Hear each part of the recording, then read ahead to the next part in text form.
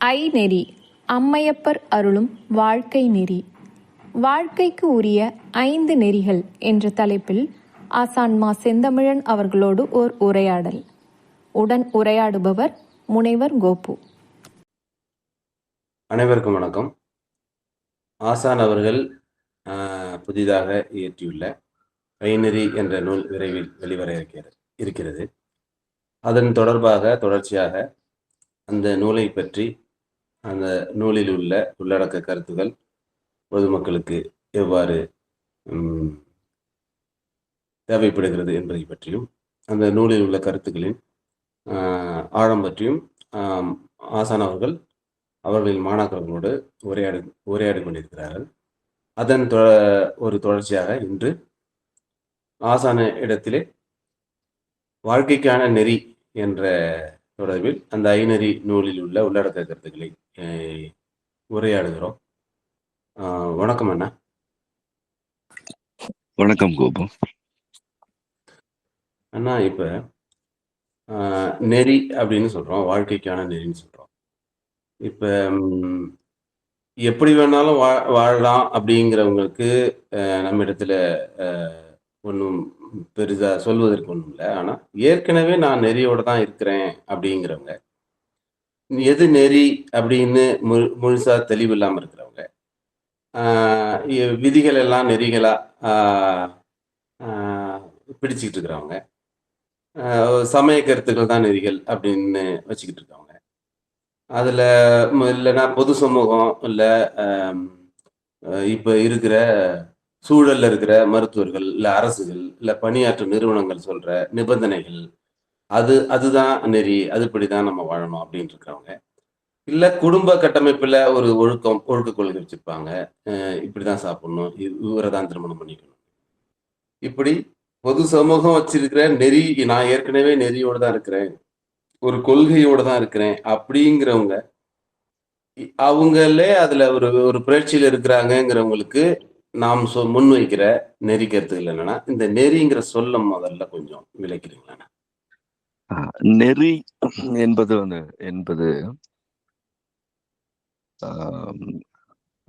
ஒரு ஒரு கரைதான். கரைகளை வகுத்தல், அந்த கரைகளுக்கு உட்படுத்துதல், அதுதான் நெறி. நெறித்தல்னு சொல்றோம் இல்லையா, அது மாதிரி நெறித்தல் என்பது நெறியிலிருந்து வளர்ற சொல் தான். எங்கும் அந்த கரையை கடந்து செல்லாதே அல்லது இந்த கோடு தாண்டி செல்லாதே என்று நெறிக்கு உட்படுத்துதல் தான் நம்ம நெறி என்று சொல்றோம் தமிழில். அதனாலதான்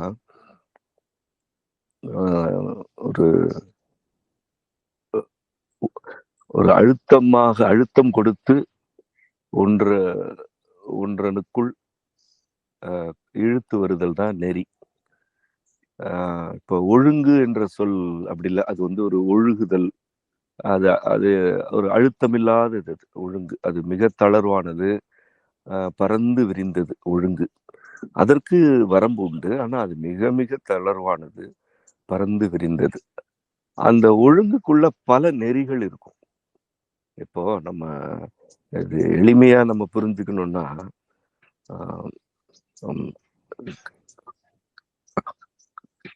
புவிச்சூழலில் உள்ள வளிமண்டலம் மழை என்று ஆகிறது. இதுதான் ஒழுங்கு. இதுல எந்த திருத்தமும் நம்ம செய்ய முடியாது. வளிமண்டலத்தில் உள்ள வளி அல்லது காற்றுதான் மழை என்று மாற்றமடைகிறது. இது மிக பறந்து விரிந்த தளர்வான ஓர் ஒழுங்கு. இதுல நெறி என்பது என்னன்னா, இந்த வளிமண்டல காற்று நிலத்தோடு எவ்வகையில் தொடர்பு பட்டு எந்த அளவுக்கு மழையாக மாற்றமடையும் என்பது நெறி. கடலில் அது எவ்வாறு மழையாகும், கரையில் எவ்வாறு மழையாகும், உயர்ந்த மலை சிகரங்களில் அதே காற்று எப்படி மேக திரட்சியாக நிலை பெறும், அங்கு எப்பொழுதெல்லாம் அது சாரலாகும், தூறலாகும், கொட்டும் மழையாகும் என்பதுல எவ்வளோ வேறுபாடுகள், தனித்தன்மைகள் இருக்கு. ஒவ்வொன்றுக்கும் நெறி இருக்கு. மேக திரட்சி ஒரு நெறி, அது கருமை வண்ணத்துக்கு மாறுதல் நெறி. அந்த கருமை வண்ணம் அப்படியே கலைந்தும் போகலாம். அது மழையாகவும் ஆகலாம். அது தூறல் மழையாகலாம், இடி மின்னல் கொண்ட கொட்டு மழையாகவும் ஆகலாம். ஒவ்வொன்றுக்கும் தனித்தனியான நெறிகள் இருக்கு. இந்த நெறிதான் நிலத்திற்கேற்ப உயிரினங்களின் தேவைக்கேற்ப மழையை பொழிய வைக்கிறது. இதுல வரம்பு வேணும். அப்படி வரம்பு இல்லை, நெறி பிறழ்ந்து விட்டால் என்ன ஆகும்னா, இப்ப மறுபடியும் வருவோம். வளிமண்டல காற்றுதான் மழையாகிறது. இந்த ஒழுங்கு மாறவே மாறாது. அது ஒழுங்கு. ஆனா நெறி பிறழ்ச்சி அடைந்து விட்டால் என்ன நிகழும்னா, கார்காலத்திற்கு என்று இருக்கும் நெறி பிறழ்ச்சி அடைந்தால் அந்த கார்காலத்துல அது மழை என்று மாற்றம் அடையாது. கோடை காலத்தில் மிதமான மழை இருக்க வேண்டும் என்பதுதான் நெறி, அல்லது குறைந்த மழை என்பது நெறி. ஆனா கோடையில் நெறி பிறழ்ச்சி அடைந்து விட்டால் கொட்டி தீர்க்கும். அப்ப கோடை என்ற இயற்கையின் ஒழுங்கு சிதைஞ்சு போகும்.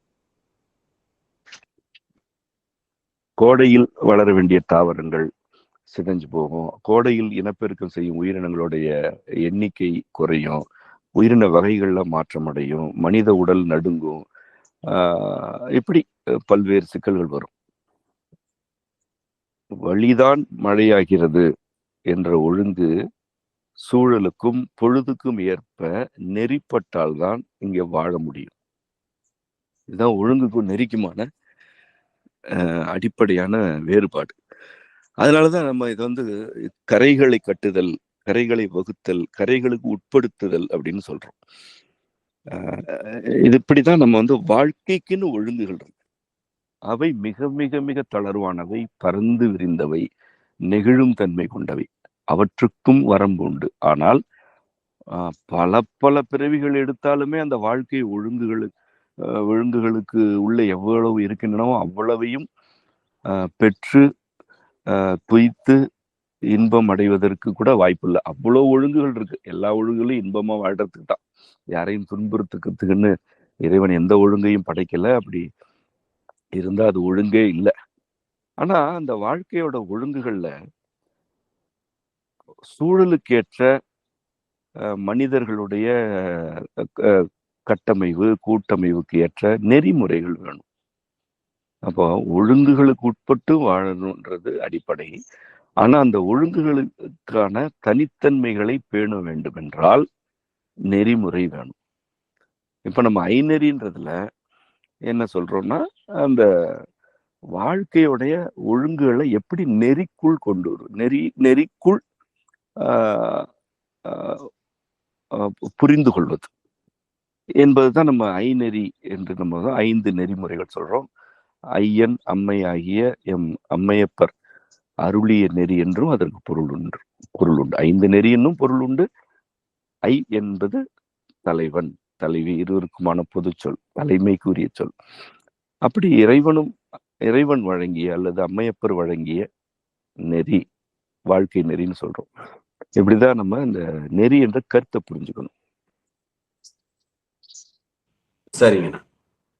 இப்ப நான் முன்னமே கேட்டதுதான், நான் நெறியோடு தானே இருக்கிறேன் அப்படிங்கிறவங்களுக்கு நெறி பிறழ்ச்சி அடையும் போது, இல்ல நீங்க வச்சிருக்கிறது வெறுமனே விதி, அது சூழல்ல உள்ள விதி, அதுல இல்ல நீங்க செய்யறதுல அறம் இல்ல, அது நெறி பிறழுது அப்படிங்கிறத அவங்க இயல்பு உறுத்தலையா? அது ஒரு இயல்பு நெறி பிறழும் போது ஒரு பதட்டம் வர்றது இல்லையா?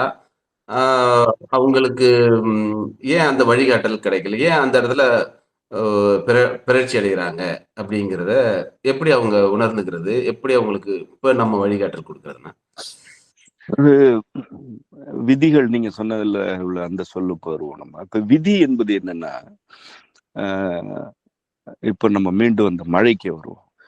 வளிமண்டல காற்று தான் மழையாகிறது, ஒழுங்கு. அது எங்கு, எவ்வாறு, எந்த அளவில், எத்தன்மையில் மழையாக வேண்டும், எப்பொழுதில் மழையாக வேண்டும் என்பது நெறி. விதி என்பது என்னன்னா, மழையுடைய உட்கூறுகள் என்ன, எந்த வேதிப்பொருளும் சேர்ந்தா நீர் என்று மாற்றம் அடைகிறது அப்படி என்று தெரிந்து வைத்துக்கொண்டு அந்த மழைக்கான சூழலை தூண்டி மழையை வர செய்தல் அல்லது மழை வர வேண்டாம் என்பதற்கான முன்னெடுப்புகளிலும் ஈடுபடுதல், அல்லது மழை வந்தாலும் மழையினால் இயற்கையாக எவையெல்லாம் சூழலில் மாற்றம் அடையுமோ அந்த மாற்றங்களை எல்லாம் அழித்தல். ஏன்னா ஒண்ணு புரிஞ்சுக்கிட்டா மனிதர்கள், ஒரு அறிவு கிடைச்சிருச்சுன்னா அதுல என்ன இருக்கோ அதெல்லாம் விதிகளாக எடுத்துக்குவாங்க. இப்போ ஒரு கடலோர பகுதி, நெய்தல் நிலம், நம்ம கடலோர பகுதிகளில் மழை பொழிவு தமிழகத்தை பொறுத்தவரை மிக கூடுதலாகத்தான் இருக்கும். இது என்னது? இது ஒழுங்குக்கு உட்பட்ட நெறி. அப்ப நம்ம கடலோர பகுதிகளில் அவ்வளவு மழைப்பொழிவு இருக்கும் என்பதனை அறிந்து கொண்டு அந்த பகுதிகளுடைய நில அமைப்பை எப்படி வைத்திருக்க வேண்டும் என்று கடைபிடித்தா அது நெறி. மாறாக எனக்கு சில விதிமுறை அறிவு இருக்கு, அதை வைத்து நான் சில விதிமுறைகளை எல்லாம் நான் உருவாக்கிக்கிட்டேன். மழை வரட்டும், என்னால மழையை நிறுத்த முடியாது, ஆனா வந்தா அது இயல்பாக எங்கெல்லாம் தேங்க வேண்டுமோ அங்கெல்லாம் தேங்க விடாமல் செய்வேன். அவற்றை நான் புதிய கால்வாய்கள் வெட்டி மீண்டும் கடலுக்கு கொண்டு செல்வேன் என்று இறங்குறாங்க இல்லையா? இதெல்லாம் விதி. இப்ப இதுல வெற்றி அடைவாங்க. விதியுடைய சிறப்பு என்னன்னா அது வெற்றிகளை வாரி வழங்கும். அதுதான் விதியுடைய. விதின்றது என்ன? ஒரு விதித்தல்னு நம்ம சொல்றோம் இல்லையா? விதித்தாச்சு, அவ்வளவுதான். இதை நீ செய்யணும்னா செய்யணும், அது செய்யும் அது அந்த விதி. ஏன்னா காரண காரியங்கள் அடிப்படையிலானது அது. இதுவும் சேர்ந்தா அதுங்க, ஆமா அதுதான்.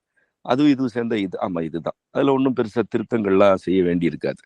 அப்ப வெற்றி மேல வெற்றி கிடைக்கும். ஒரு நிலைக்கு பிறகு என்ன ஆயிடும்னா, மழை பொழிவு நெறிக்கு உட்பட்டு இருந்தாலும் அந்த நிலம் நெறி பிறழ்ச்சி அடைஞ்சிடும். மழை பொழிவு அதை நிறுத்த முடியாது, அதுலயும் சீர்கேடு நெறி பிறழ்ச்சி அடையும். அதை விட்டுருவோம். நம்ம இயல்பாகவே மழை பொழியுது, கடலோர பகுதிக்கு ஏற்ப மழை பொழியுது என்று வைத்துக் கொண்டாலும் நிலம் இருக்கு இல்லையா? நிலத்துக்காக தானே அந்த நெறி. நெறி என்பது என்ன? எந்த நிலத்தில் எந்த பொழுதில் எவ்வளவு மழை, எந்த தன்மையினால மழை, இதெல்லாம் நெறிமுறைகள். இதெல்லாம் இறைவன் வகுத்தது. இதெல்லாம் யார் இங்க உருவாக்கல உட்கார்ந்து. அப்ப அந்த நிலப்பகுதியை சிதைக்கும் போது, விதிகளால் திருத்தி அமைக்கும் போது நிலம் சிதைஞ்சு போயிடும், சீரழிஞ்சிடும். அதுல இருக்கக்கூடிய உயிரின கூட்டம் குறையும். அப்ப மனித குடியேற்றம் அதிகமாயிடுச்சா, அந்த மனிதர்களுக்கு நோய் பெருக்கம் வரும், மன உளைச்சல் வரும், தூய்மையான வாழ்க்கை இருக்காது, உணவு இருக்காது. இதுக்கு என்ன பண்ணுவீங்க? இப்ப நீங்க விதிகளை வைத்து நிறைய கட்டமைப்புகளை உருவாக்குறீங்க, அதுல வெற்றி அடைஞ்சிட்டே இருக்கிறீங்க. தண்ணி தேங்குதுன்றது ஒரு சிக்கல், தேங்காததும் செஞ்சிடுறீங்க. இப்போ நீங்க எதோட போராடுறீங்கன்னா, மழை என்ற இயற்கையின் கொடையை எப்படி வெளியேற்றுவதுன்றதுல போராடுறீங்க. மொத்த கவனம் எங்க இருக்கு பாருங்களேன். இந்த நெறி பிறழ்ச்சி அடைந்தவர்கள் எல்லாரையுமே நீங்க பாருங்க, அவர்கள் தப்பித்தலுக்காக தான் போராடுவாங்க. வாழ்றதுக்கு போராட்டமே இருக்காது. ஏன்னா வாழ்க்கைன்னா என்னன்னு தெரியாது. இதுல இருந்து தப்புவது எப்படி? இப்போ பெருமழை கொட்டுகிறதா, இதுல இருந்து எப்படி தப்புது? அப்போ வாகனங்களை எங்க போய் நிறுத்துறது? பாலத்து மேல நிறுத்திடலாம், தப்பிக்கிறது. 2வது மாடி வரைக்கும் நீர் வந்துருச்சு, அப்ப முதல் மாடி வரைக்கும் தூண் மட்டுமே எழுப்பிடுவோம், அதுக்கு மேல வைப்போம், அதுக்கு வாடகையை குறைப்போம், 16வது மாடிக்கு அதிக வாடகை. இது எல்லாமே நம்ம இப்ப இன்னும் ஒரு 20 ஆண்டு 30 ஆண்டு கழிச்சு வர்ற குழந்தைங்க இதெல்லாம் கதை போல கேட்க போகுதுங்க. இப்படி இல்லாம இருந்தாங்க முட்டாள்தனமான்னு. ஆனா இதுதான் இன்னைக்கு இன்றைய நிலைமை. அதுதான். தண்ணி தேங்குது அப்படின்னா கட்டடத்தை உயர்த்து, 15வது மாடியில போய் இருந்துக்க, அதோடைய விலை அதிகம், வாடகை அதிகம் அப்படின்னு. இப்போ நீங்க நெறி என்னன்னே புரிஞ்சுக்காம, அதற்கு உட்பட வேண்டும் என்ற விருப்பமே இல்லாம சில விதிமுறைகளை வகுக்கிறீங்க. அந்த விதிமுறைகள்ல வெற்றி அடைஞ்சிட்டே இருக்கிறீங்க. ஆனா உண்மையிலேயே நீங்கள் படுதோல்வியும் படுவீழ்ச்சியும் அடைகிறீர்கள். வாழ்க்கையில இது படுதோல்வி, இது பெரிய வீழ்ச்சி. இது நீங்க மேலும் மேலும் சிக்கல் அதிகப்படுத்துறீங்க, மேலும் மேலும் உயர்ந்த கட்டடங்களை எழுப்புறீங்க, மேலும் தரைக்கு மேல போறீங்க. நீங்க வாகனங்களை எல்லாம் ஒரு 20 அடிக்கு மேல பயணிக்க வைக்கிறீங்க. இது எல்லாமே என்ன? மழைக்கு தானே. வேற ஏதாவது நடந்ததுன்னா என்ன பண்ணுவீங்க? அதை நான் சொல்ல விரும்பல. இவ்வளவு உயரத்துக்கு போறீங்க, இதுல மழையிலிருந்து தப்புறீங்க, சரி, வேற நிகழ்ந்தா? இது மட்டும் நிகழ்வுன்னு எதை வச்சு நினைக்கிறீங்க? அப்போ விதிமுறைகள், இந்த விதிகள் என்ன பண்ணுதுன்னா வெற்றிகளை கொடுத்துட்டே இருக்கு. எதுல வெற்றின்னா இவங்களுடைய ஒரு நோக்கத்துல வெற்றி. அந்த ஒரு நோக்கம் என்னன்னா தப்பித்தல், வாழ்தல் அல்ல, தப்பித்தல். நீங்க தப்பி செல்லணும்னு முடிவு பண்ணிட்டீங்கன்னா வாழ்க்கையை நீங்களே முளைக்க முளைக்க காலால் நசுக்குகிறீர்கள்னு ஒரு விதை முளைச்சிட்டே இருக்கு, மீண்டும் மீண்டும் மீண்டும் முளைக்குது. ஆனா நீங்க அதை காலால நசுக்கி நசுக்கி அதை அழிச்சிட்டே இருக்கிறீங்க, தப்பிச்சு போடுறது. இதுதான் தப்பித்தல் என்ற கருத்துடைய அடிப்படையே. அதுக்கு பல விதிமுறைகள், இதை செஞ்சா தப்பலாம், அதை செஞ்சா தப்பலாம். ஒரே ஒரு நொடி நின்று என்ன செஞ்சோம், இது என்ன நிலைமை, இது ஏன் நிகழ்ந்தது, நம்ம எப்படி நெறியிலிருந்து பிறந்து வந்தோம் என்று சிந்தித்தா தப்பிக்கிற எண்ணமே வராது. சரி, இப்ப நம்ம நெறி போடுவோம், நீ தப்பெல்லாம் வேண்டாம், நெறி போடுவோம். அது என்னப்பா நெறி என்ற கேள்வி வரும். அந்த நிலையில் இருப்பவர்களுக்கு தான் இந்த நூல். நன்றி. இந்த இடத்துல இன்னொரு கேள்வி வருது இல்லைன்னா, இப்ப வந்து எப்படி ஒரு அறிவு நிலைகள்ல குறைவா இருக்கிற நுண்ணுடலிகள்ல தொடங்கி செவி கொண்ட அவங்க அந்த விலங்குகள்லாம் நுண்ணுடலிகள்லாம் அதோட அதற்கு விதிக்கப்பட்ட ஒழுங்குகள்ல நெறிகள்ல இருக்கும்போது, அறிவு நிலைகள்ல கூடுதலா இருக்கிற மனிதர்கள், மனம் கொண்ட மனிதர்கள், சிந்தனையில் மேம்பாடு கொண்ட மனிதர்கள் மட்டும் எப்படி பிறழ்ந்து போறாங்க? இதற்கான அடிப்படை என்னென்ன? அந்த இடத்துல எங்க நம்ம பிறழ்ந்து போறோம்? அதற்கான அ அடிப்படை என்னன்னு கொஞ்சம் விளக்க முடியுமா? நீண்ட காலமாக கேட்கப்படும் கேள்வி. இறைவனை மறுப்பவர்கள் வைத்திருக்கும் அடிப்படையான வாதம் இது. ஆனா இந்த கேள்விக்கு நம்ம உரிய விளக்கம் சொல்லணும். அது எனக்கு விருப்பமானதும் கூட. நீங்கள் கேட்பது உங்களோட கேள்வி இல்லைன்னு எனக்கு தெரியும். மக்கள் இப்படி ஒரு பகுதியினர் இப்படி கேட்குறாங்க. அதாவது நான் ரொம்ப எளிமையா இத இத தொடங்குறேன். மனிதர்கள் இப்படி தாறுமாறாக இருக்கிறார்கள், நெறிகட்டு விட்டார்கள் எனும்போது இறைவன் என்று ஒருவன் இல்லை என்று ஆகிறது. இதுதான் அந்த வாதம். இறைவன் இருந்தா ஏன் இப்படி ஆக்குறான்? இப்ப நான் என்ன சொல்றேன், இந்த புவி நீங்கள் நம்பும் அறிவியல் படி ஏறத்தாழ 450 கோடி ஆண்டுகளா இருக்கு. இதில் மனிதர் என்ற ஒரு உயிரினம் நீங்கள் நம்பும் அறிவியல் படி 200,000 ஆண்டுகளா இருக்கு. இதுல எல்லாத்திலயுமே நம்ம கொள்கை வேற. திருக்குழந்தை நூல் வரும் பொழுது அது இது எல்லாத்திலுமே அடிப்படைகளே வேறு என்று புரிய வரும். இப்ப நம்ம அவர்களுடைய நம்பிக்கைக்கே வர்றோம். ஏறத்தாழ 200,000 ஆண்டுகளாக மனித குலம் இருக்கு. புவியுடைய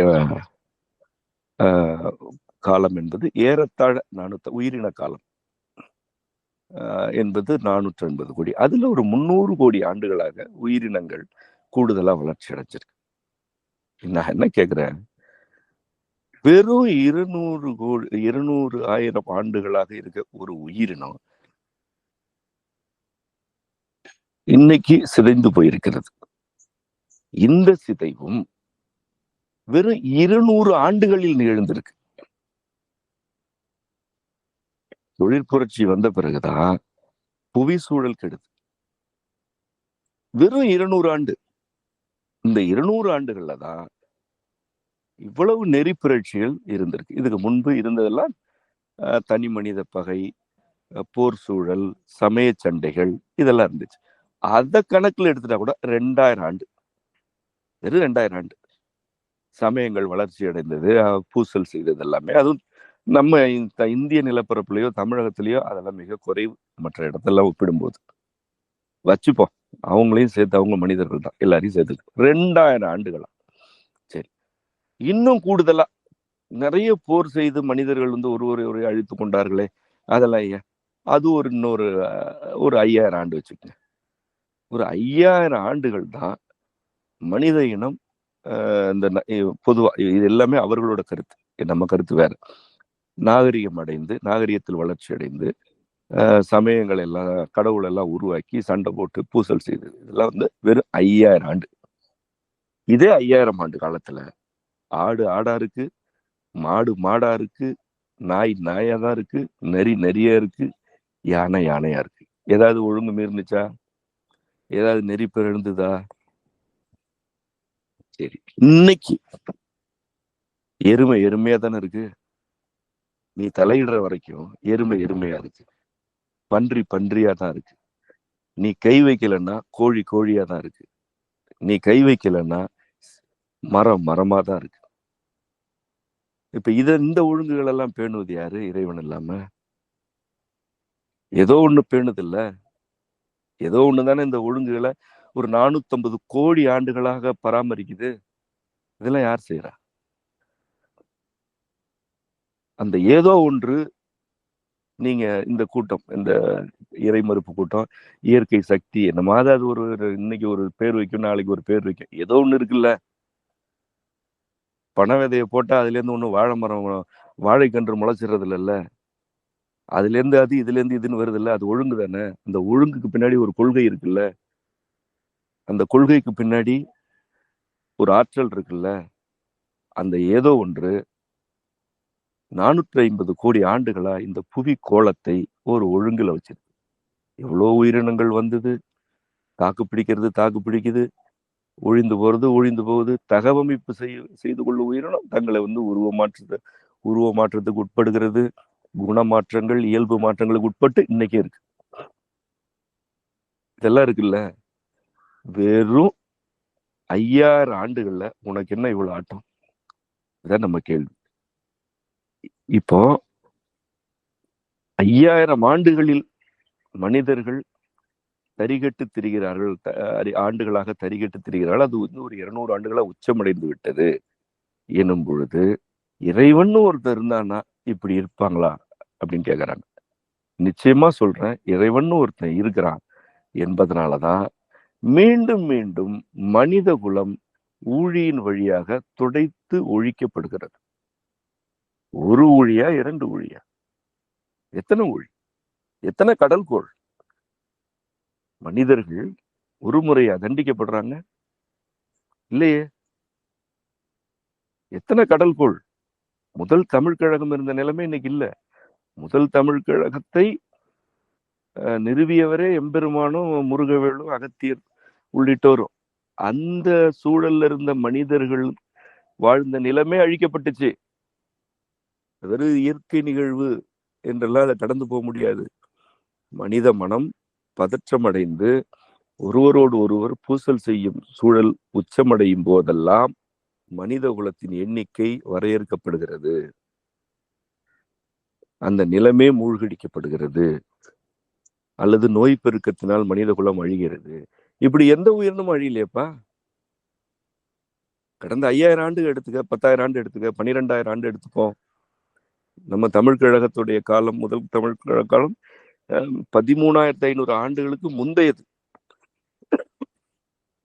13,500 முந்தையது. அந்த நிலம் அழிஞ்சு போச்சு. இப்படி எந்த உயிரினமும் அழியலையே. ஏன் மனிதர்கள் மட்டும் மீண்டும் மீண்டும் இவ்வளவு அழிக்கப்படுறாங்க, இடம்பெயர்ந்து போறாங்க? உன்னோட ஆயுள் காலமே இவ்வளவுதான். நீ உன் வரலாறு நீ சொல்றதுபடியே வெறும் 200,000 ஆண்டு, அதாவது 2 லட்சம் ஆண்டு, இவ்வளவுதான். உன்னை விட கரப்பாம்பூச்சி நீண்ட காலமா இருக்கு, கரப்பாம்பூச்சியாவே இருக்கு. பன்றி உன்னை விட பல பல பல பல மடங்கு காலத்துல கூடுதலா இருக்கு. பன்றியாவே இருக்கேப்பா. அது உருவத்துலதான் சின்ன சின்ன மாற்றம். ஏன் நீ மட்டும் அதிகமாக ஒழிக்கப்படுகிறாய், கட்டுப்படுத்தப்படுகிறாய்? ஏன்னா உனக்கு வழங்கப்பட்ட மனம் ஒழுங்குகளை புரிந்து கொள்ளத்தக்கது, விதிகளை உருவாக்கி கொள்ளும் வல்லமையுடன் நீ படைக்கப்பட்டிருக்கிறாய். மற்ற உயிரினம் தமக்கான விதிகளை தாமே உருவாக்கி கொள்வதில்லை. வழங்கப்பட்ட ஒழுங்குகள், நெறிகளை தவிர அதுக்கு எதுவுமே தெரியாது. ஒழுங்கு தெரியும், ஒழுங்குகளை அது உணரும், நெறிகள் அதற்கு அறிவுறுத்தப்படுது. அதை தவிர அதுக்கு எதுவுமே தெரியாது. தானே தனக்கான விதியை வகுத்து கொள்ளும் திறன் 5 அறிவு வரையிலான உயிரினங்களுக்கு இல்லை. 6வது அறிவுல அது இருக்கு. அது ஏன் இருக்கு? அது ஏன் வழங்கப்பட்டது? நீ இந்த சூழலை புரிந்து கொள்ள வேண்டும், ஒழுங்குகளை புரிந்து கொள்ள வேண்டும். நாம் இந்த பேரண்டத்தின் ஒரு அங்கம். நாம் ஒரு மூலத்திலிருந்து தான் வருகிறோம் என்பதை புரிந்து கொண்டு அந்த மூலத்தை நோக்கி நிறைவடைந்து திரும்ப வேண்டும். இது பிறவி சுழற்சி. இது பிறவி கொள்கை. இது ஓரறிவு, 2, 3, 4, 5, 6. 6ல என்ன நடக்குது? விதிகளை வகுத்துக்க. இந்த பாரு, உனக்கு ஒரு தோட்டம் கொடுத்துட்டேன். இந்த தோட்டத்துல இங்க காய்கறி இருக்கு, அங்க கோழிகள் இருக்கு, இங்க நிறை இருக்கு, உறவு கூட்டம் இருக்கு. உனக்கான வளங்கள் எல்லாத்தையும் கொடுத்துட்டேன். இந்த வளங்களை வைத்துக்கொண்டு நீ இன்பமா வாழணும் என்பதற்காக உனக்கு ஒரு தோட்டம் வழங்கப்பட்டது. நீ என்ன செய்யற? ஓ, இதுவும் இப்படிதானா? இதை தூக்கி வெளில போடு, எனக்கு பிடிக்கல. இதை வெட்டு, இது எனக்கு பிடிக்கல. இந்த இடத்துல தூக்கி அதை வை, எனக்கு அப்படி இருந்தாதான் பிடிக்கும் என்று ஒவ்வொன்றா சிதைக்கிற. இதுதான் உனக்கான உணவு ஒழுங்கு என்று வழங்கப்பட்டது. நீ அதை தூக்கி போட்டு மிதிக்கிற. கிட்டத்தட்ட ஒரு ஒரு அது ஒரு சாக்கடை அள்ளி கொட்டுற மாதிரி, உணவுல சாக்கடை அள்ளி கொட்டுற மாதிரி வழங்கப்பட்ட எல்லா வழங்கல்களையும் நீ சிதைக்கிற. இப்படி சிதைக்கிறதுக்கான விதிகளை தான் நீ உருவாக்கிக்கிற.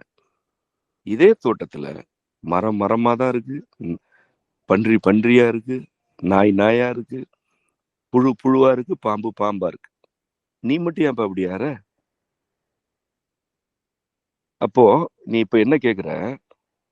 நான் இப்படி எல்லாம் செய்யும் போது அல்லது மற்றவர்கள் இப்படி எல்லாம் செய்யும் போது இறைவன் தடுக்கலாமா? தடுக்கிறான், தடுக்கத்தான் செய்யறான். எப்படி தடுக்கிறான்?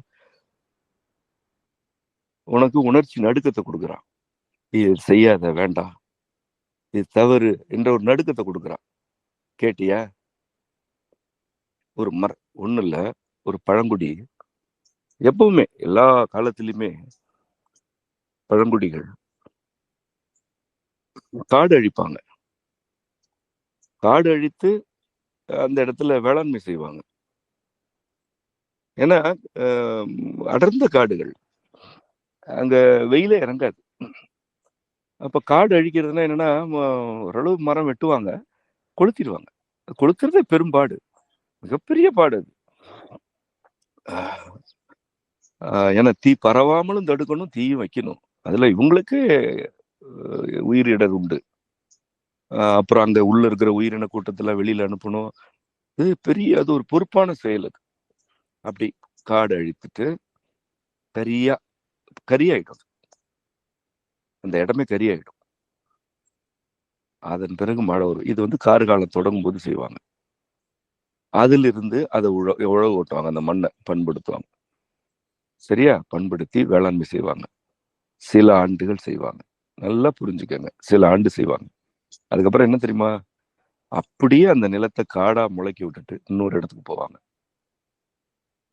இதுதான் பழங்குடிகளோட காடு கொல்லும் மரபு. அதுதான் இப்படி கொன்று காடு கொன்று தோட்டங்கள் அமைத்ததுனாலதான் அது கொல்லைன்னே பேர் இன்னைக்கு உண்டு. கொல்லைன்னு சொல்றோம் இல்லையா, அது கொல்லப்பட்ட இடம், காடு கொல்லப்பட்ட இடம். அப்படி காடு கொன்றதில் சிறந்தவன் என்று கரிகால் பெருவளத்தானுக்கு பேர் உண்டு. ஏன்னா அது அந்த கால தேவை. அது இன்னொரு இடத்துக்கு ஏன் போறாங்க? இங்கே இருக்கலாமே.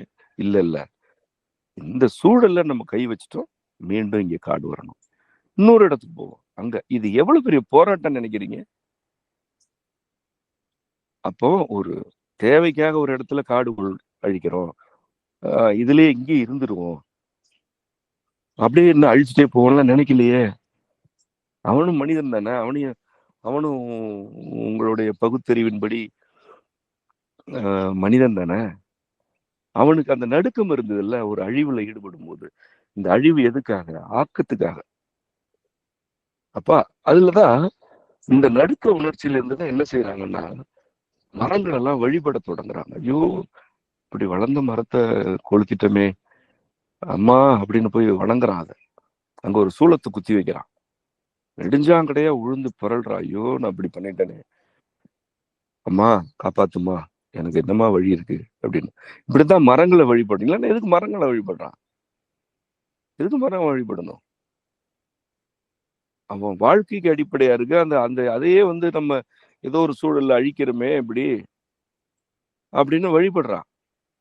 இன்னொரு இடத்துக்கு போறான், இன்னொரு இடத்துல அதை கொளுத்தி விடுறான், கரியாகுது, மழை வருது, அதுல பயிர் பண்றான், வளமா இருக்கு, நல்ல வளமா ஆயிடுச்சு, இருக்கலாம் அங்கேயே. இல்ல இல்ல, இது மறுபடி காடாகணும், இன்னொரு இடத்துக்கு போறான். இது மரபு, இதான் மரபு. நான் இது எதுக்கு சொல்றேன்னா, உனக்கு ஒரு சூழல் வழங்கப்படுது. அந்த சூழல்ல உனக்கு தேவையான எல்லாமே இருக்கு, தேவைக்கு அதிகமா இருக்கு. அந்த நெறிமுறைகளை என்னன்னு புரிஞ்சுட்டு இருந்துட்டாதான் என்ன சிக்கல் இருக்கு? நடுக்கம் வரணும் இல்லையா? வரும். ஒரு தீங்கு செய்யும் பொழுது, ஒரு உயிரினத்துக்கு தீங்கு செய்யும் பொழுதோ, அல்லது அந்த சூழலுக்கு ஒரு கேடு நம்ம செய்யறோம்னாலோ நடுங்கும். அந்த நடுக்கம் தான்ப்பா இறைவன். அந்த நடுக்கத்தை கொடுக்கறவன் தான் இறைவன். நம்ம இதுல இருக்குமே பாடத்துல, நடுக்கோடு கிளர்ச்சி ஒவ்வா உணர்ச்சி இருக்கு இல்லையா, அவர் மறைமொழி. ஆமாண்ணா, ஆமா, இருக்கணும். நடுக்கோடு கிளர்ச்சி ஒவ்வா உணர்ச்சி. உனக்கு கிளர்ச்சியோடு சேர்ந்து நடுக்கமும் வருதா? ஒவ்வாதது செய்யாத. இதந்திரம் உணர்ச்சி, ஒவ்வொளி உணர்ச்சி. உனக்கு ஒரு கிளர்ச்சி வருது, அது இதமா இருக்கு, நடுக்கமே இல்லை, இதமா இருக்கு. நினைச்சா அந்த என்னெல்லாம் செஞ்சோம் அப்படின்னு திரும்பி பார்த்தா அது இதமா இருக்கு. செய்யும் போது இதம், செய்ததை நினைத்து பார்க்கும் போது இதம். இது ஒவ்வொளி உணர்ச்சி, அதாவது உனக்கு ஒவ்வும் தன்மை உள்ள உணர்ச்சி. அது இது தெரியாதா? யாருக்கு தெரியாதுன்னு சொல்லுங்க நீங்க? கள்ளத்தனம், திருட்டுத்தனம் அல்லது சூழலுக்கு சீர்கேடான செயல்களை, பொறுக்கித்தனத்தை, ஊதாரித்தனத்தை செய்யற யாருக்கு நடுக்கம் வரல? எல்லாருக்கும் வரும். அவன் தான் இறைவன். வேற என்ன செய்யணும்? உன்ன ஏன் நடுக்கம்ன்ற உணர்ச்சியை கொடுக்குறான்? இன்னைக்கு சூழலை கெடுக்கிற, உன்னையே கெடுத்துக்கிற, உயிரினங்களுக்கு தீங்கு இழைக்கிற, இது நெறிக்கு மாறானது. அதை எப்படி சொல்றது? உன்ட்ட எப்படி சொல்றது? உணர்ச்சி வழியா தான் சொல்றான் இறைவன். எல்லா உயிரினத்துக்கும் உணர்ச்சி வழியா தான் சொல்றான். ஒரு வேட்டு வெடிச்சா ஏன் மயில் ஓடுது, கத்துது? அந்த ஒலி அதிர்வு தாங்கும் தன்மையில அதோட உடல் அமைவு இன்னும் வரல. அது மூச்சே அடைச்சிரும், அது கத்துது. அது கத்தி அந்த மூச்சை இழுக்குது, அதுதான் கத்துது. அது ஏன் கத்துதுன்னா மூச்சு இழுக்குதுப்பா. அது அப்படி கத்தி மூச்சு இழுக்குது. நீ தண்ணிக்குள்ள மூழ்கும் போது அப்படின்னு கத்தி மூச்சு எடுக்கிறல்ல, அப்படி மயில் கத்துது வேட்டு வெடிக்கும் போது. தொடர்ந்து அந்த வேட்டுக்கு பழகிடுச்சுன்னா அதுக்கப்புறம் அது தகவமைப்பு நடந்துடும். ஆனா அது வரைக்கும் என்ன பண்ணுது? கத்துது. அந்த நடுக்கோடு கிளர்ச்சி, ஒவ்வா உணர்ச்சின்னு மயிலுக்கு தெரியுது. ஒரு வேட்டு வெடிச்சா பறவைகள் ஓடுது, ஐயோ இது இந்த சூழல் கெட்டு போச்சுன்னு ஓடுது. இறைவன் தான் இப்ப நெறிப்படுத்துறான். அதெல்லாம் அந்த உணர்ச்சி அவன் தான் கொடுக்குறான். உனக்கு தான் கொடுத்தான், அதே தான் கொடுத்தான். எந்த நடுக்கத்துக்கு இங்க மரியாதை இருக்கு? நடுக்க உணர்ச்சி நடுங்குது நமக்கு, இல்ல இது செய்யணுமா, ஐயோ நடுங்குதே என்பதுக்கு மதிப்பு கொடுத்தா ஒரு குற்றம் நடக்குமாங்க இந்த நாட்டுல? ஒரே ஒரு குற்றம் நடந்துருமாங்க. சரி செஞ்சாச்சு, திருந்தலாம்ல? மீண்டும் மீண்டும் செய்யுது இந்த கூட்டம், மேலும் மேலும் செய்யுது. இப்ப இது கேக்குது, இறைவன் ஒருத்தர் இருந்தா இதெல்லாம் நடக்குமா? இறைவன் ஒருத்தர் இருக்கான், என்ன நடக்குதுன்னு பாருங்க. இருக்கான், நடக்கிறத பாரு, புலம்பாத. அப்ப புலம்ப கூடாது. உன்னோட உரையாடிட்டு தான் இருக்கிறான். உனக்கு எல்லா உணர்ச்சிகளும் கொடுக்குறான், இதமும் கொடுக்குறான், நடுக்கம் கொடுக்குறான், மனசு இது தவறுன்றான். முன்னோர்கள் கதறி கதறி கதறி கதறி பாடிட்டு போயிருக்கிறான், கெஞ்சி இருக்கிறான், கதறி இருக்கிறான். ஐயா இப்படி நெறி பிறந்து போகாத, ஆசைப்படாத, பேராசைப்படாத, சேர்த்து வச்சு என்ன பண்ண போற, தீங்கு இழைக்காத மற்ற உயிரினங்களுக்கு, உனக்கு தேவையானதை இறைவன் கொடுப்பான், எல்லாம் தான் சொல்லிட்டு போனாங்க. எதை படிச்ச, அல்லது படிச்சது எதை நீ புரிஞ்சுக்கிட்டது என்ன கடைபிடிச்ச? இந்த நம்ம கிட்டத்தட்ட ஒரு 14-15 ஆண்டுகளா நமக்கு தமிழ் கழக நூல்களுடைய வரலாறு நம்மால் புரிந்து கொள்ள முடிகிறது. இவ்வளோ காலமா எதை தான் பாடுனாங்கன்னு நினைக்கிறீங்க? என்ன எழுதுனாங்கன்னு நினைக்கிறீங்க? இதுதான் எழுதுனாங்க. நெறிமுறைகளை தான் எழுதுனாங்க. நெறி பிறந்தா என்ன நடக்கும்னு எழுதுனாங்க. அறிவுரைகள் சொன்னாங்க. மறைமொழிகளை கொடுத்துட்டு போனாங்க. மந்திரங்களை கொடுத்துட்டு போனாங்க. ஆனா எது இன்னும் என்ன வேணும் உனக்கு? சரி, அதெல்லாம் நான் படிச்சது இல்லை. சரி, உடம்புக்குள்ளே உணர்ச்சி கொடுத்துருக்கான்ல. மனசாட்சின்னு ஒரு சொல்லு இருக்குல்ல இங்க. இப்படி ஒரு சொல்லு வேற மொழியில இருக்கா? மனமே சாட்சின்றான். இந்த மாதிரி ஒரு சொல்ல நீ சொல்லு, உலகத்துல ஒரு மொழியில சொல்லு. தமிழை தவிர உன் மனம்தான் சாட்சின்ட்டான். இறைவன் வகுத்த மொழி இது. நீ ஏன் வெளியில சாட்சி தேடுற? நான் ஒண்ணுமே செய்யல, நீ வெளியில பேசுற. அதனால என்ன ஆக போகுது? உன் மனதுதான் சாட்சி. இப்படி ஒரு சொல்ல கொடுத்துருக்கிறான்ல, அந்த சாட்சி உன்கிட்ட உரையாடவே இல்லையா? உரையாடதான் செய்யுது. ஆனா என்ன பண்றாங்க? அதெல்லாம் தூக்கி போடுறது. அதெல்லாம் விதிமுறைகள். ஏன்னா இந்த விதிமுறைகள் என்ன கொடுக்குதுன்னா, வெற்றி மேல வெற்றி. இதை மறைச்சிட்டோம், இதுல தப்பிச்சிட்டோம். இது அங்க போவோம், அது இங்க போவோம். இந்த நீங்க சொல்றாங்கல்ல, நிலநடுக்கத்தில் விழாத வீடுகளை கட்டுற தொழில்நுட்ப சென்னையில வந்துருச்சு. சரி, கட்டுவேன். என்ன நீ செய்யாததா, நீ ஆடாததா? நீ எல்லாம் யாரு முதல்ல? உனக்கெல்லாம் என்ன எத்தனை ஆண்டு கால அறிவு இருக்கு? உன் தொழில்நுட்பம் உன்னை காப்பாத்துமா? சிக்கல் என்னன்னு கதறாங்கல்ல ஒரு பகுதியினர். ஏப்ப அந்த நிலம் சிதைஞ்சிச்சு, அது கீழே இறுக்கமான பாறைகளே இல்லாத பகுதி இந்த சென்னை. ஒரு 10 அடி 15 அடி கீழெல்லாம் பொத பொதன்னு இருக்கு. கடல் நீர் உள்ள வந்துட்டு இருக்கு. எல்லாம் தானே உன் காதுல விழுது. ஜப்பான்ல எல்லாம் சாதாரணங்க. ஜப்பான்ல எல்லாம் அப்படி நிலநடுக்கம் வரும், அதெல்லாம் அப்படியே ஆடி நின்றும். அப்படி அங்க புள்ளையே பிறக்கிறது இல்லை. தெரியுமா தெரியாது அவனுக்கு? ஜப்பான்ல புள்ள பிறக்கிறதே இல்லை. அதுக்கு ஒரு காரணம் சொல்லிடம் பாப்போம். நீ நிலநடுக்கத்துல விழாத வீடு அவன் கட்டிட்டான். சரி, மனுஷன் இருந்தாதானே அதுல அந்த வீட்டுல இருக்க போறான். இன்னும் ஒரு 50 ஆண்டு கழிச்சு அந்த நாட்டுல பாதி பேர் தான் இருக்க போறான். 100 ஆண்டு கழிச்சு அந்த நாடே சுடுகாடு. ஒரு சுடுகாடு கூட கிடையாது, பணம் கூட இருக்காது. அந்த நாட்டுல புள்ளையே பிறக்கிறது இல்லை. இதுக்கு ஒரு காரணங்களை கண்டுபிடிக்க பார்ப்போம். அப்ப என்னன்னா, அந்த நெறிய பத்தி கவலையப்படாம, இதுல இருந்து நான் அப்படி தப்பிச்சுக்குவேன், அதுல இருந்து இப்படி தப்பிச்சுக்குவேன். எங்க தப்பிச்சு ஓட போற நீ? எங்க ஓடுவ நீ? எங்கெல்லாம் ஓடிடுவேன்? இந்த உலகத்துக்குள்ளதானே ஓடுவேன். இந்த நெறிமுறைகளை வகுத்தவனுடைய திருமேனியில ஒரு மயிர்கால் இந்த உலகம். நீ தப்பிச்சு ஓடுற உலகம் ஒரு மயிர்கால். அது அவன் மயிரை பிடிங்கி தூக்கி போட்டானா நீ ஒண்ணுமே இல்லை. அவன் திருமேனியில உள்ள மயிர்கால் தான் இந்த உலகம். இதுல நீ தப்பிச்சு ஓடுறியா அவன்கிட்ட இருந்து?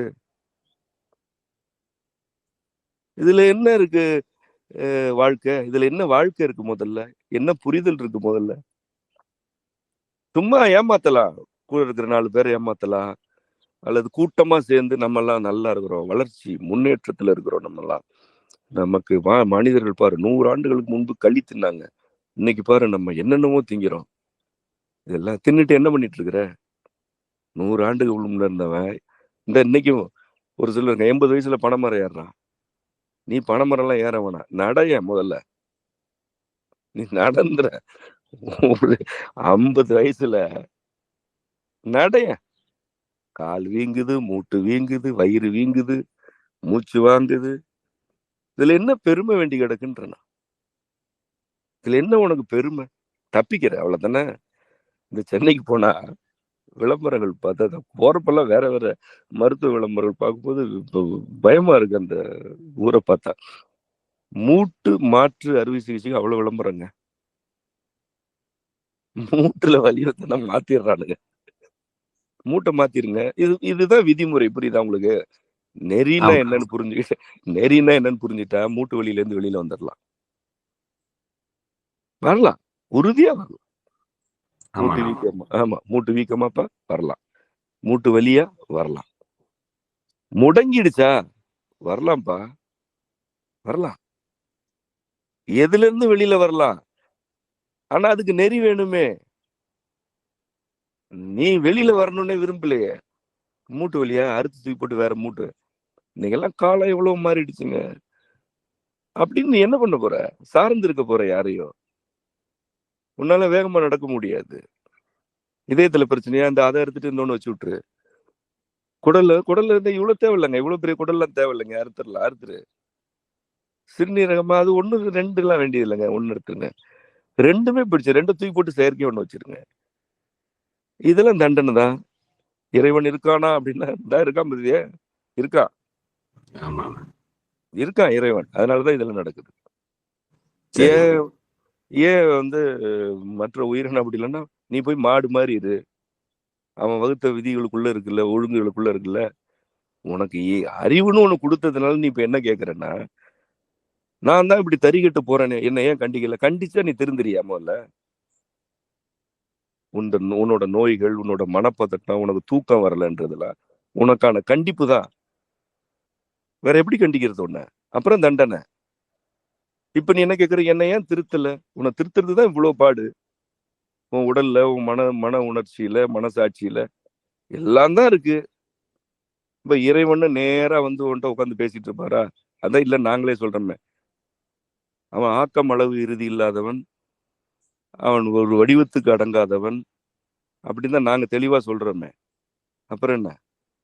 அதனால இதெல்லாம் தன்னுடைய தவறுகளை மறைக்கிறதுக்கோ அல்லது நியாயப்படுத்திக்கிறதுக்கோ, அல்லது தான் தவறே செய்யல, ஆனா பொறுப்பா நான் ஒரு வேலையும் செஞ்சிட மாட்டேன், இந்த சமூக சூழலை மேம்படுத்துறதுக்குள்ள எதுவும் செய்ய மாட்டேன். அப்படியே உட்காந்துட்டு ஏங்க இறைவன் இருந்தா தடுக்க வேண்டியதானங்க அப்படின்னு உட்காந்து வெட்டி நான் பேசிட்டு இருக்கிறது. இதெல்லாம் நம்ம தூக்கி போட்டுருவோம். இறைவன் இட்ட பணிதான் நம்ம செய்யறோம். இந்த கருத்துக்களை முன்னெடுத்துட்டு போகணும், நெறிமுறைகளை கொண்டு போகணும், நாமும் நெறிப்படணும், நெறிமுறைகளை கற்பிக்கணும் என்று அம்மையப்பருடைய மடியிலிருந்து நாம பணி செய்வோம். இந்த பேசுற கூட்டம் பேசிட்டு தான் இருக்கும். நல்லதுண்ணா. இப்ப புரிஞ்சுக்க முடியுதுண்ணா.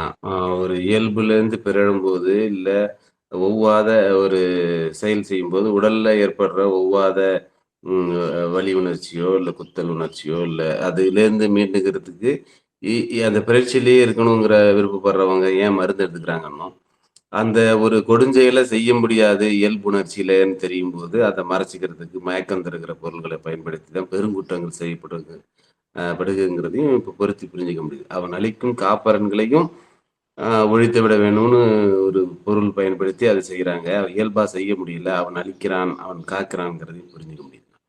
இப்போ நம்ம அன்றாட செயல்பாடுகள்ல, இல்ல அவங்க செய்யற வேலைகள்ல ஒரு நெறி இருக்குதா அப்படிங்கிறத எப்படின்னு நம்ம புரிஞ்சுக்கிறது? நமக்கு இன்னைக்கு ஒரு வேலை வந்திருக்கு, இதுல நெறி இருக்குதா, இப்ப ஏதாவது உரிமை பறிப்பு இருக்கா அப்படிங்கிறத நம்ம எப்படின்னு தெரிஞ்சுக்கிறது? நம்ம அதுக்குதான் ஐநெறி சொல்றோம். அதாவது ஐநெறி 5 நெறிகள் நீங்களே சொல்லுங்க, அது கேட்கறதுக்கு எனக்கு. ஆக்கம் கோடல், நாணுதல், நயம்படுதல், புடையாதிருத்தல், ஒரு பொருள் நோக்காத்தன்மை. அதுல ஆக்கம் கோடல் அழகு. அதான் இப்போ எனக்கு பொதுவாக அந்த 5 நெறி வந்து நீங்க எல்லாம் மாணவர்கள் சொல்றதை கேட்கும் போதே எனக்கு அவ்வளவு மகிழ்ச்சியா இருக்கும். அத ஒன்று, ஆக்கம் கோடல். எதுவா இருந்தாலும் ஆக்க பணிகள்ல ஈடுபடுங்க. எந்த சூழலையும் ஆக்கம் ஏதோ ஒன்று ஆக்கணும். சமையல் ஆக்கப்பணி, வீடு பராமரிப்பு ஆக்கம், ஒரு தொழில ஈடுபடுறியா ஆக்கம், ஒரு விதைகள் எல்லாம் ஒரு மாலையா கோக்குறியா ஆக்கம், ஒரு பாடல் பாடுறியா, இசை ஒரு திருமுறையை பாடுற ஒரு இசை பணியில ஈடுபடுறியா ஆக்கம். ஆக்கத்துல ஈடுபடு. ஆயிரக்கணக்கில் இருக்கு ஆக்கம் உன்னை சுத்தி, உனக்குள்ள எப்பொழுதும் ஆக்கத்துல இரு. அழிவு என்ற கருத்து, கெடுக்கும் கருத்து, அல்லது நம்மை கெடுத்து விடுவார்களோ என்ற அச்சம், அதெல்லாம் தூக்கி யாரும் ஒண்ணும் பண்ண முடியாது. ஆக்கத்துல இரு. இதுதான் ஆக்கம் கோடல். இரண்டாவதாக நாணுதல். நாணம் வேணும். எதுக்கு நாணம் வேணும்? கீழான செயல்களை செஞ்சுட்டோமே என்ற நாணம் வேணும். கீழான செயல்களை மறைச்சா நாணாமை. செஞ்சுக்கிட்டே இருக்கிறது, மறைச்சுக்கிட்டே இருக்கிறது, தோற்றத்தை அப்படியே பெரிய புனிதர் போல அல்லது எல்லா மாசற்ற மனிதர் போல, ஆணோ பெண்ணோ வச்சுக்கிறது தோற்றம். உள்ளுக்குள்ள சாக்கடை, குப்பை, கொமட்டல், முடைநாற்றம் இருக்கும். தோற்றத்தை மட்டும் வச்சுக்க, அது நாணாமை. பெருமை அப்பித்திட்டே தெரியக்கூடாது, அது நாணாமை. பெருமை அடிச்சுட்டே இருந்தா நாணாமை. உன் பெருமைகளை தாழ்த்தி கொண்டே இரு. நீ ஆக்கத்துல ஈடுபட்டேன்னா பெருமைகள் வந்து சேரும். இந்த ஒன்று ஆக்கங்குடல் இருக்கு இல்லையா, இந்த ஒன்றுல நீ இருந்தீன்னா பெருமை வந்து சேரும். அது தூக்கி ஓரமா வை, அது இறைவனுக்குரியது. நீ எந்த பெருமையும் நீ எடுத்துக்காத, அப்ப நீ நாணாம இருக்க. கீழான செயல்கள் செய்ய வேண்டி இருக்கா? செய்ய வேண்டி இருக்கும். மனித வாழ்க்கையில நம்ம நிறைய தவறுகள் செய்யறோம். ஐயோ தவறு, அதை ஒத்துக்க.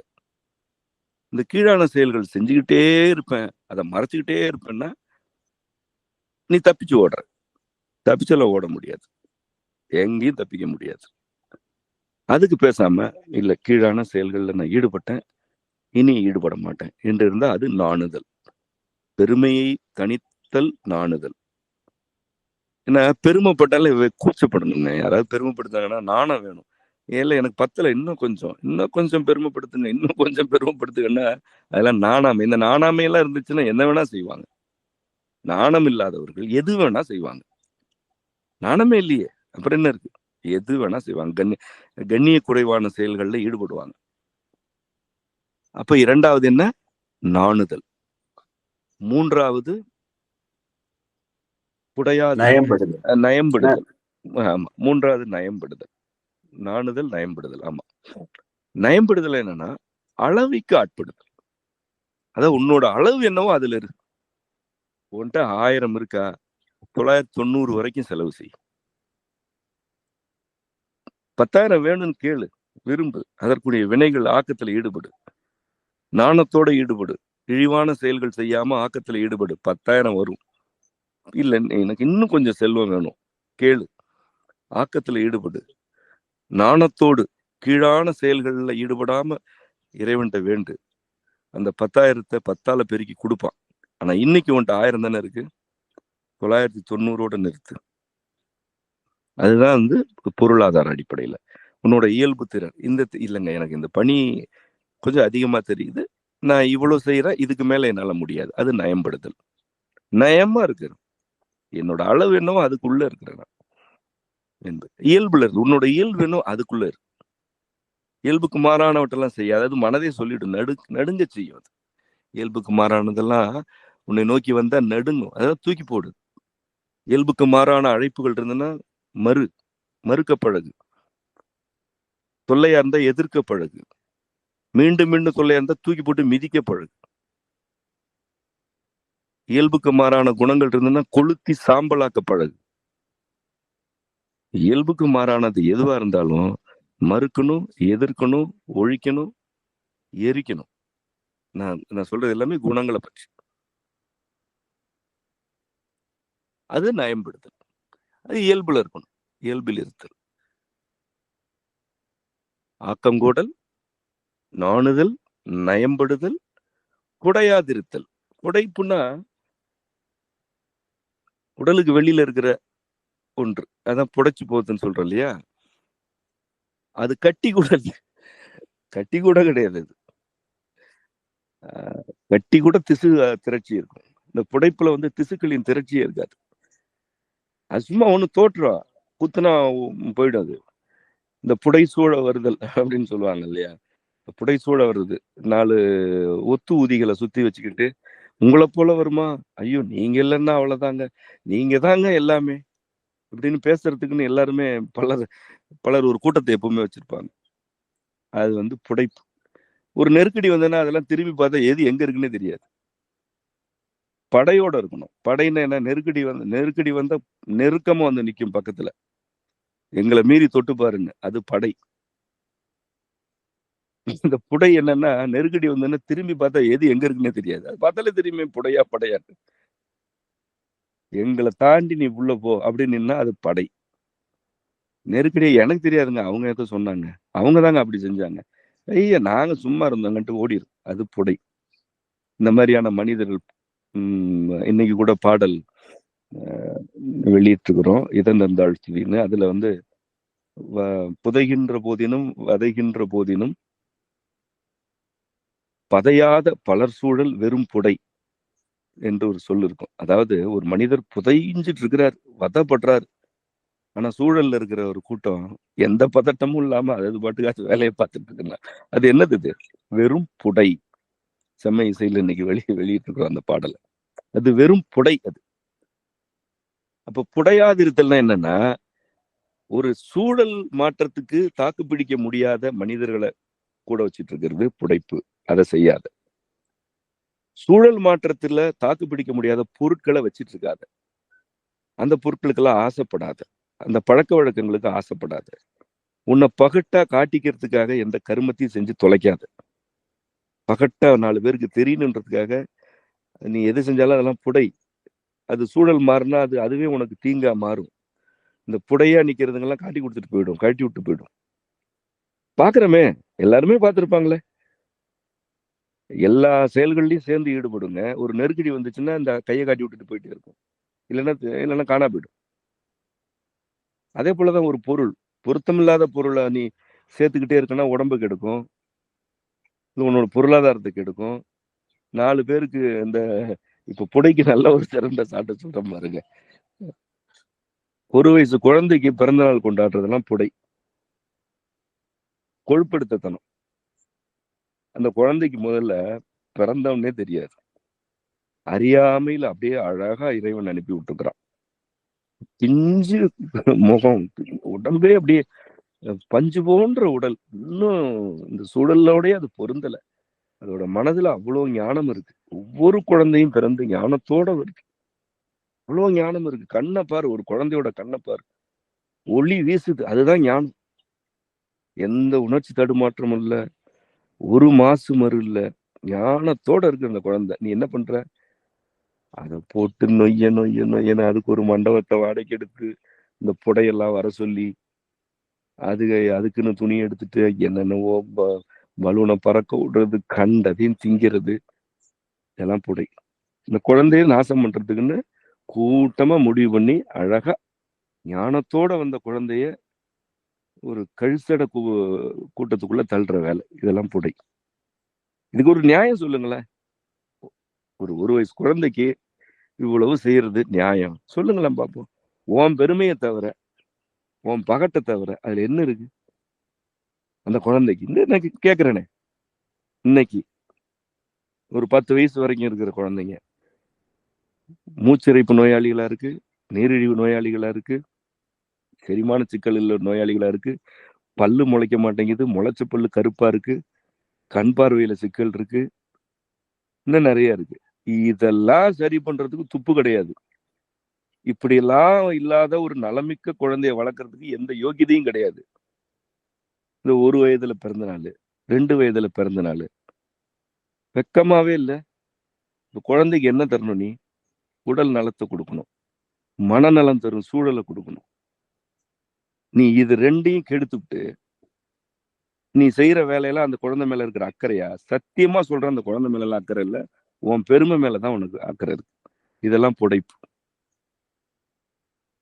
குழந்தைக்கு முறையான உணவு கொடுப்போம், அது வளர்றதுக்கு நல்ல காற்று இருக்கணும், நம்ம வீடு அப்படி இருக்கா, இல்லைன்னா அந்த இந்த தண்ட செலவுக்கு ஒரு துண்டு நிலத்தை வாங்கி போடுவோம், ஒரு தோட்டத்தை போடுவோம். அந்த குழந்தை 5 வயசுல ஓடி விளையாடுறதுக்கு ஒரு 4 செடியை நட்டு வைப்போம், அது ஒரு தோட்டம் போடுறதுக்கு.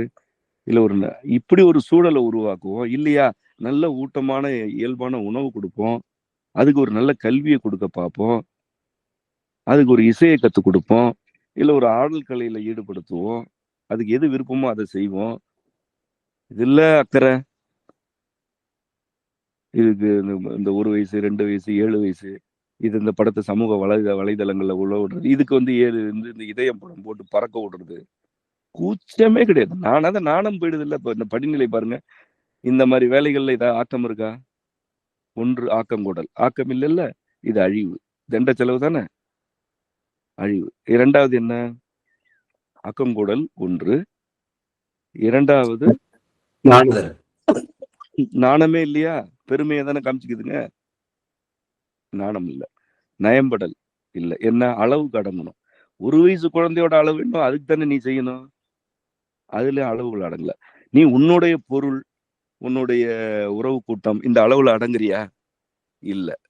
ஊருக்கே அறிவிக்கிற, கடன் வாங்கி செய்யற, இல்லைன்னா தேவைக்கு அதிகமான பொருளாதாரத்தை அதுல விதயம் பண்ற. அப்ப நயம்படல் இல்லை, இயல்புக்கு மாறானது இல்லவே இல்லை. இதெல்லாம் முழுக்க இயல்பானதே இல்லை, இதெல்லாம் இயல்புக்கு மாறானது. இந்த 3ம் இல்லை. அப்ப 4வது என்ன ஆயிடுச்சு?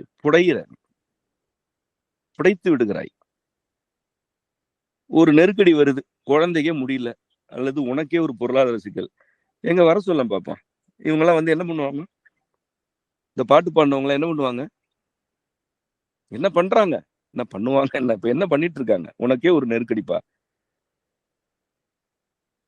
பாட்டு பாடின கூட்டம் என்ன பண்ணும்? புடை. திரும்பி பார்த்தா தெரிச்சு ஓடிட்டு இருக்கோம். அப்ப போய் கேளேன், ஏதாவது எனக்கு இது வேணும்னு கேள, செய்தான்னு பார்ப்போம்.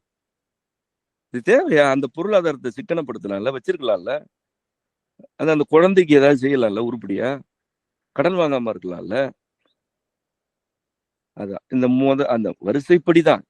ஆக்கம் இல்லாம போனீங்கன்னா நாணம் கெட்டு போகணும், நாணம் கெட்டு போயிட்டீங்கன்னா நயம் இல்லாம போகணும், நயமும் கெட்டு போயிட்டீங்கன்னா புடையணும், புடைஞ்சனா ஒழிஞ்சு போக வேண்டியதுதான்.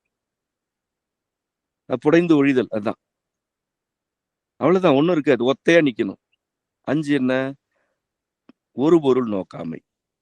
எதுலையுமே ஒரே ஒரு இதுக்காக தான் இதை செய்யறேன் அப்படி பார்க்காத.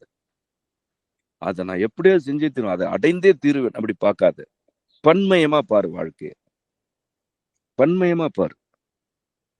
ஒரு செயல்ல ஈடுபடுறியா, அதுல உனக்கான விளைவும் இருக்கும், மற்றவர்களுக்கான விளைவுகளும் இருக்கும். எல்லாருக்கும் போய் சேரட்டும், எல்லாருக்கும் போகட்டும். செய், உனக்கு வேணுங்கிறது கிடைக்குதா, அதோட நிறைவாயிடு. அது என்ன அவங்களுக்கு கிடைக்குது, அது என்ன இவங்களுக்கு கிடைக்குது, எனக்கு மட்டும்தான் கிடைக்கணும், அல்லது நான் நினைச்சது மட்டும்தான் நடக்கணும். நான் நினைச்சது நடத்தி காட்டலாம், நான் தான் மறுக்கலையே. நல்லா நினைச்சதெல்லாம் நடத்தலாம், ஆனா அது உனக்கு வெற்றி போல தோன்றினாலும் ஒரு பெரும் புதைகுழியை நீ வெட்டிட்டு இருக்கிற. இங்க அழகா அம்மையும் அப்பனும் வகுத்த ஒழுங்கே அதுதான். விதிமுறைகளை பற்றி கொண்டு தன்னல வெறியோடு செயல்படுபவர்களுக்கு வெற்றி மேல் வெற்றி கிடைக்கும். ஆனால் அந்த வெற்றி அவர்களை மனித கூட்டத்தில் இருந்து தனிமைப்படுத்துவதாகத்தான் இருக்கும்.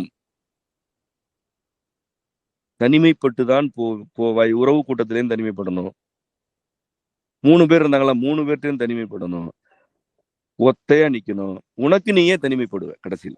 ஏன்னா ஒரு பொருள் நோக்குதல்ன்றது அங்கதான் போய் நிக்கும். நான் நினைச்சதுதான் நடக்கணும், நான் நினைச்சதான் நீ நினைச்சது நடக்கும்போது அதுல பங்கு எடுத்துக்கிட்டவங்க கூட இருப்பாங்க. அந்த பங்கு குறையும் போது ஓடிடுவாங்க. ஏன்னா நீ தான் நினைச்சது நடக்கணும்னு நினைக்கிறியே. நான் இப்படித்தான் வீடு கட்டுவேன், இப்படித்தான் எனக்கு வீடு வேணும். வீடு கட்டிடலாமே, ஒண்ணும் சிக்கல் இல்லையே. அந்த வீட்டுல எப்படி இருப்ப? ஒரு நெறிப்பட்ட கட்டுமானம் வேணும்னு விரும்புனீன்னா அது அமைஞ்சிரும். அதுல நீ இருக்கலாம், உன் தலைமுறை இல்ல எனக்கு இப்படித்தான் வேணும், எனக்கு அங்கதான் வேணும், எனக்கு இப்படிப்பட்ட வாகனம் தான் வேணும், வேற எதுவும் ஒத்துக்க மாட்டேன்.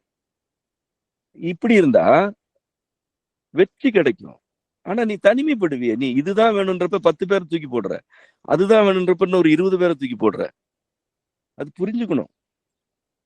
நீங்க கடைசியா உங்களுக்கு நீங்க மட்டும்தான் நிலைமை வந்துடும். ஒத்தையா தான் நிக்கணும். இந்த வெற்றிகள் எல்லாமே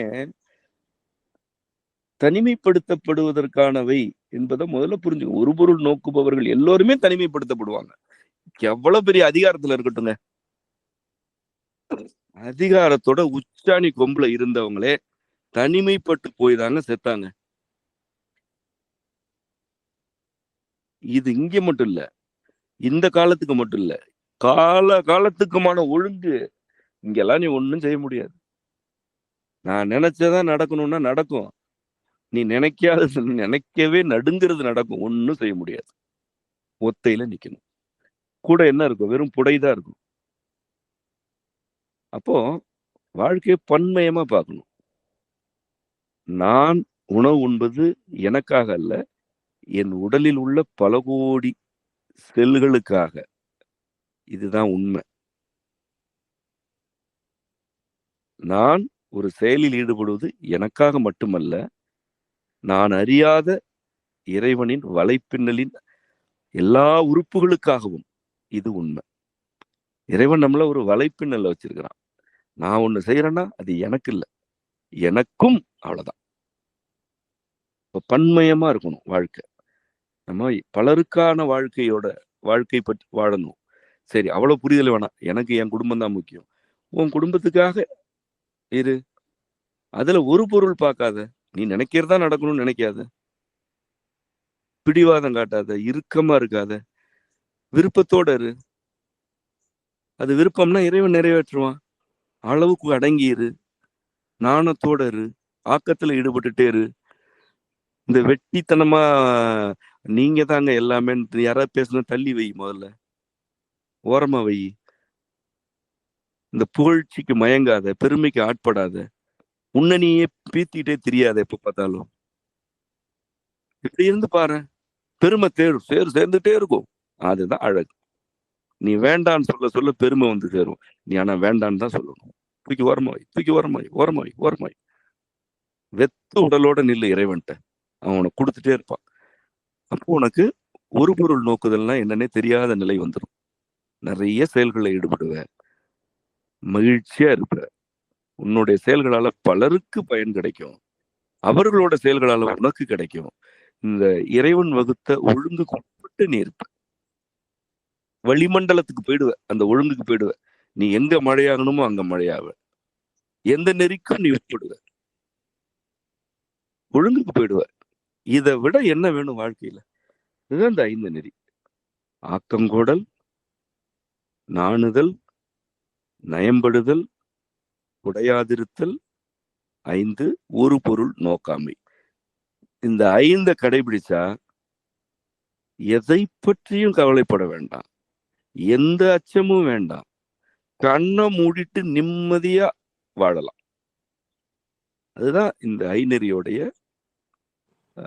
சிறப்பு என்று நான் கருதுகிறேன். நன்றிண்ணா, மிக சிறப்பான விளக்கம். இன்றைய காலகட்டத்தில் பொதுமக்களுக்கு ஒரு சிறந்த வழிகாட்டல். அன்றாட செயல்பாடுகள் தொடங்கி எந்த வழியில் பயணம் செய்வதுங்கிற ஒரு எருமைத்தன்மையில் இருந்தவங்களுக்கு மிக சிறந்த வழிகாட்டலாக இருக்குது.